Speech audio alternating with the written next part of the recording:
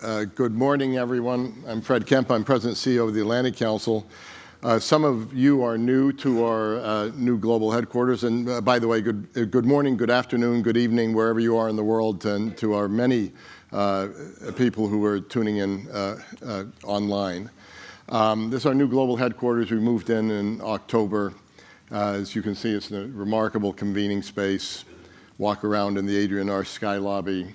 Go out onto the Chevron outdoor terrace if it's, I think it'll be warm enough today to do that, but it's a great place for convening.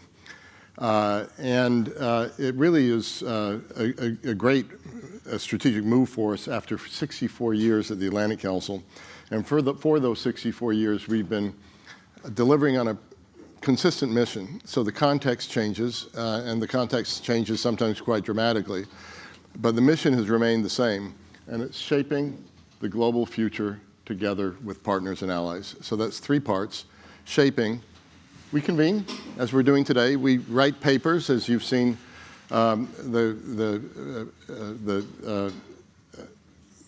Global Prosperity Forum and the Freedom and Prosperity Center does. We advocate, but most of all, we're trying to shape outcomes. This data-driven work that we're doing and talking about today, the idea is really to shape outcomes to create a better world for everyone. The second part, so it's shaping the global future, it's up for grabs. It's being contested. It's being contested by autocrats. It's being tested by Democrats. It's being tested by criminal aspects, non-criminal aspects, international organizations. And then the last part, together with partners and allies. So shaping, we shape. We don't just observe. The global future, it's up for grabs. With partners and allies, it's never alone. It's always alongside others. So we find ourselves today in an inflection point, which has made our enduring mission maybe as relevant as it's ever been.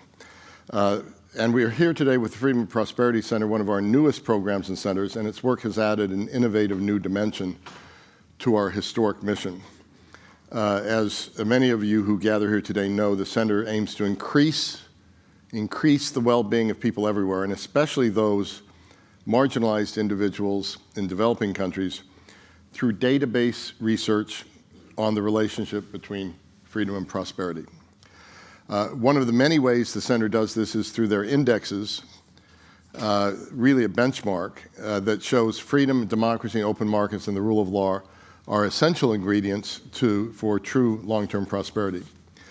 The research provides a fact-based, data-driven approach against autocratic models of governance by showing that freedom delivers. Today, we're launching a new flagship event, the Global Prosperity Forum.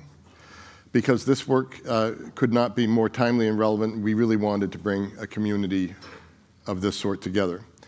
So thanks very much to the vision of Michael Fish, who is with here today.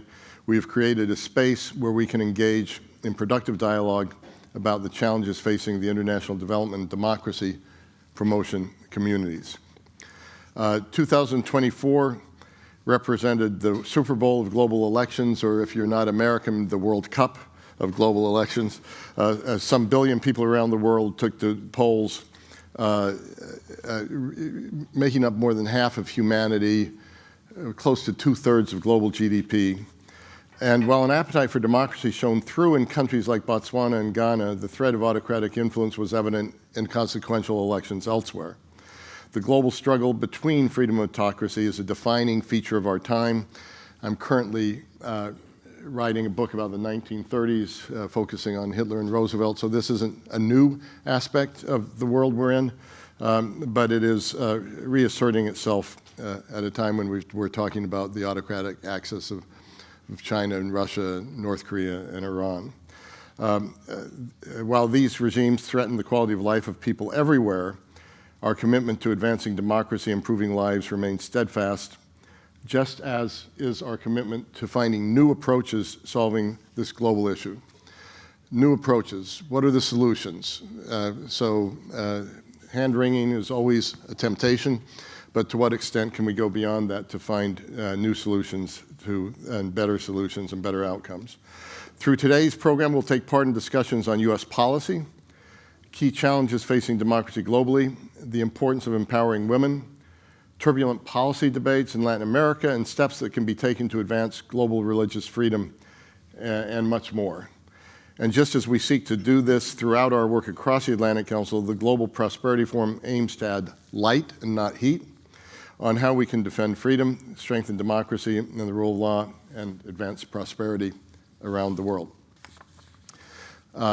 So before we get started, I want to thank the Templeton World Charity Foundation for their financial support for today's event and their inspiration more generally, and the American Securities Foundation for their support for the Freedom and Prosperity Center, and of course Michael Fish for his vision that got this all off the ground, and his support, guidance, and leadership, and for the role he also plays, not just as a founder of this center, but as executive committee member of the board of the Atlantic Council. So with that, let's kick off. I'm going to introduce each of the speakers. Each of them is going to tee up a little bit about how they're looking at our current moment, the challenges, priorities for this year ahead. And then after that, I'll engage in a short question and answer session and then turn to the audience as soon as we can. So already start thinking about your questions. For the online audience, you can send your questions into askac.org. So let me start with Damon Wilson, President and CEO of the National Endowment for Democracy, and the former Executive Vice President of the Atlantic Council.